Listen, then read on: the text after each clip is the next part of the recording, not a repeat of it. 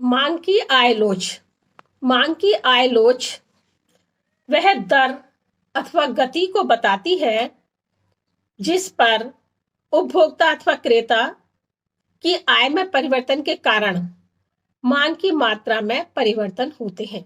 यानी उपभोक्ता की आय यदि बढ़ती है तो उसकी मांग बढ़ जाती है, और यदि उपभोक्ता की आय घटती है तो वस्तुओं के लिए उसकी मांग भी कम हो जाती है। लेकिन कभी कभी ऐसी परिस्थितियां भी उत्पन्न होती हैं जबकि उपभोक्ता की आय में परिवर्तन होने का वस्तुओं की मांग पर कोई भी प्रभाव नहीं पड़ता, यानी वस्तु की मांग नहीं बढ़ती है। उपभोक्ता की आय बढ़ी लेकिन उसकी वस्तुओं की मांग नहीं बढ़ी। ऐसी वस्तु होती है इंफीरियर गुड्स या घटिया वस्तुएं या निम्न कोटि की वस्तुएं होती हैं। उपभोक्ता उन वस्तुओं से अपना उपभोग हटा करके दूसरी वस्तुओं के ऊपर, अच्छी वस्तुओं के ऊपर लगा देता है। इसलिए आय में परिवर्तन होने का उपभोक्ता की वस्तु की मांग पर कोई भी प्रभाव नहीं पड़ता है। इसको एक फॉर्मूले के द्वारा, सूत्र के द्वारा स्पष्ट किया जा सकता है कि मांग की आय लोच इज इक्वल टू मांग में आनुपातिक परिवर्तन अपॉन आय में आनुपातिक परिवर्तन। मांग की आय लोच को एक फॉर्मूले के द्वारा स्पष्ट कर रहे हैं। हिंदी में है मांग की आय लोच इज इक्वल टू मांग में आनुपातिक परिवर्तन अपॉन आय में आनुपातिक परिवर्तन, या EI is equal to percentage change in the quantity demanded and percentage change in income।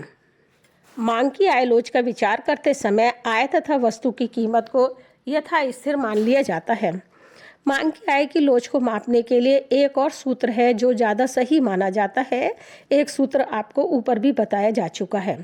इस नए सूत्र के अनुसार EI यानी कि income elasticity of demand is equal to Q-Q1 upon Q plus Q1 upon I-I1 upon I plus I1। यहाँ पर Q का तात्पर्य है, Q मीन्स मांग की पूर्व मात्रा, Q1 मीन्स मांग की नई मात्रा, I मीन्स पूर्व आय और I1 मीन्स नई आय। Degrees of income elasticity of demand. अधिकांशतः मांग की आय लोच घनात्मक होती है क्योंकि आय में परिवर्तन के साथ साथ उपभोक्ता के द्वारा वस्तु की जो मांग है वो भी बढ़ जाती है। यानी आय बढ़ेगी तो वस्तुओं के लिए मांग बढ़ेगी, आय घटेगी तो वस्तुओं के लिए मांग भी घट जाएगी। इसलिए दोनों का संबंध घनात्मक या पॉजिटिव माना गया है। परंतु इंफीरियर गुड्स के संबंध में, जैसा मैंने पहले कहा था, यह नियम लागू नहीं हो पाता है। ये भी 5 प्रकार की होती है। प्राइस इलास्टिसिटी ऑफ डिमांड की भांति ये भी 5 प्रकार की होती है। इसकी भी 5 श्रेणियां होती हैं।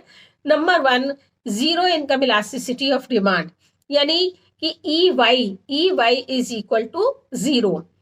जब उपभोक्ता की आय के बढ़े अथवा घटने का वस्तु की मांग पर कोई भी प्रभाव नहीं पड़ता है।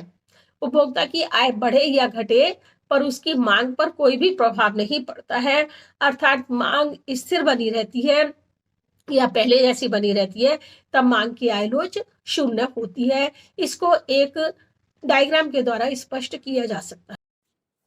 इस डायग्राम में आप देख रहे हैं OY एक्सिस के ऊपर इनकम लिया गया है और OX एक्सिस के ऊपर हमने डिमांड ली है। जब उपभोक्ता की आय OY है तब वह OQ के बराबर डिमांड कर रहा है, परंतु जब आय OY से बढ़कर के OY1 हो जाती है तब भी मांग उपभोक्ता के द्वारा OQ के बराबर ही की जा रही है। यहाँ पर जो D1 है वो डिमांड कर्व है और यहाँ पर यह बताया गया है EY इज इक्वल टू 0, यानी उपभोक्ता की जो इनकम इलास्टिसिटी ऑफ डिमांड है वो 0 बनी हुई है। Second, negative income elasticity of demand, मांग की ऋणात्मक लोच। मांग की ऋणात्मक आय लोच कौन सी होगी? जबकि निम्न कोटि से संबंधित होगी कि जब उपभोक्ता की आय में परिवर्तन हुआ, यानी कि उपभोक्ता की आय तो बढ़ी लेकिन उसके लिए वस्तुओं की मांग नहीं बढ़ी है क्योंकि उसने निम्न कोटि की वस्तुओं पर के स्थान पर अच्छी वस्तुओं का उपभोग करना प्रारंभ कर दिया है। इसका स्पष्टीकरण एक चित्र के द्वारा किया जा सकता है। इस डायग्राम को जो आप स्क्रीन पर देख रहे हैं, ओ वाई एक्सिस के ऊपर इनकम दिखाई गई है और ओ एक्स एक्सिस के ऊपर डिमांड दिखाई है। डी डिमांड कर्व है।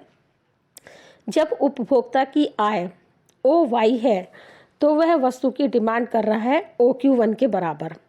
जब उपभोक्ता की आय बढ़कर के ओ वाई से ओ वाई वन हो जाती है तो उसकी डिमांड वस्तु के लिए घट करके ओ क्यू वन से ओ क्यू रह जाती है।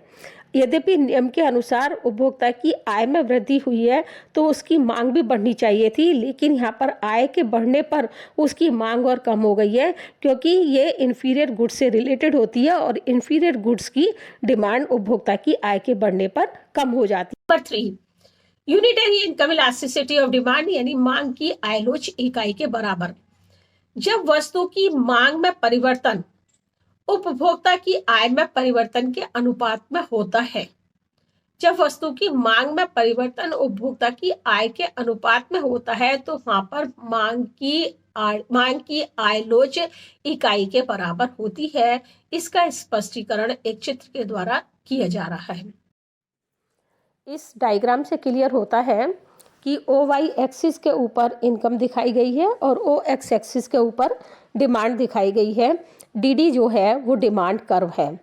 यहाँ पर जब उपभोक्ता की आय ओ वाई है तो वह वस्तुओं के लिए डिमांड कर रहा है ओ क्यू के बराबर।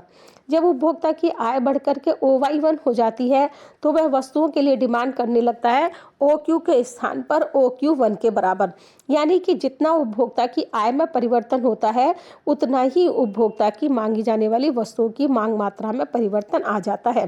इस चित्र से स्पष्ट होता है कि y और y1 का जो डिफरेंस है उतना ही डिफरेंस q और q1 का है, जो हमको ये बता रहा है कि यहाँ पर मांग की आयलोच इकाई के बराबर है, यानी EY इज इक्वल टू 1।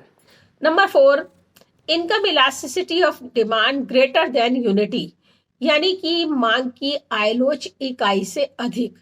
मांग की आयलोच इकाई से उस स्थिति में अधिक होती है जबकि मांग में होने वाली वृद्धि उपभोक्ता की आय में होने वाली वृद्धि से ज्यादा होती है। यानी उपभोक्ता की आय में जितनी वृद्धि हुई मांग में उससे ज्यादा वृद्धि हो जाती है, तो वहां पर मांग की लोच इकाई से अधिक हो जाती है, जिसका स्पष्टीकरण चित्र के माध्यम से कर रहे हैं। Income elasticity of demand greater than unity का जो डायग्राम हम स्क्रीन पर देख रहे हैं उससे स्पष्ट होता है कि ओ वाई एक्सिस पर इनकम ली गई है और ओ एक्स एक्सिस पर क्वांटिटी डिमांडेड को लिया गया है। जब उपभोक्ता की आय ओ वाई है तो वह वस्तुओं की डिमांड कर रहा है ओ क्यू के बराबर। जब उपभोक्ता की आय बढ़ करके ओ वाई से ओ वाई वन हो जाती है तो उसकी वस्तुओं के लिए डिमांड भी बढ़ करके ओ क्यू से ओ क्यू वन हो जाती है। ये फैक्ट है कि जब भी उपभोक्ता की आय में परिवर्तन होगा तो उसके साथ साथ उसकी मांग में भी परिवर्तन हो जाएगा। यहाँ पर उपभोक्ता की आय बढ़ी है इसलिए उसकी मांग भी बढ़ी है, लेकिन उपभोक्ता की आय में परिवर्तन कम हुआ है और उसकी मांग में परिवर्तन ज़्यादा हो गया है। इसको आप स्पष्ट डायग्राम में देख सकते हैं कि y और y1 का जो डिफरेंस है वो q और q1 से। Next number 5, income elasticity of demand less than unity. मांग की आयलोच इकाई से कम कब होगी? जबकि आय में वृद्धि के साथ उपभोक्ता की मांगे जाने वाली वस्तुओं की मांग कम होती है। यानी उपभोक्ता की आय में जितना परिवर्तन हुआ मांगे जाने वाली वस्तुओं की मांग में उस अनुपात से कम वृद्धि होती है, तो वहां पर मांग की आयलोच इकाई से कम होती है। इसको भी चित्र के माध्यम से स्पष्ट किया गया है।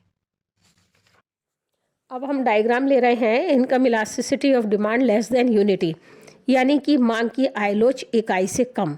मांग की आयलोच इकाई से कम को दिखाने के लिए स्क्रीन पर आप जो डायग्राम देख रहे हैं उसमें ओ वाई एक्सिस के ऊपर हमने इनकम लिया और ओ एक्स एक्सिस के ऊपर डिमांड को लिया है।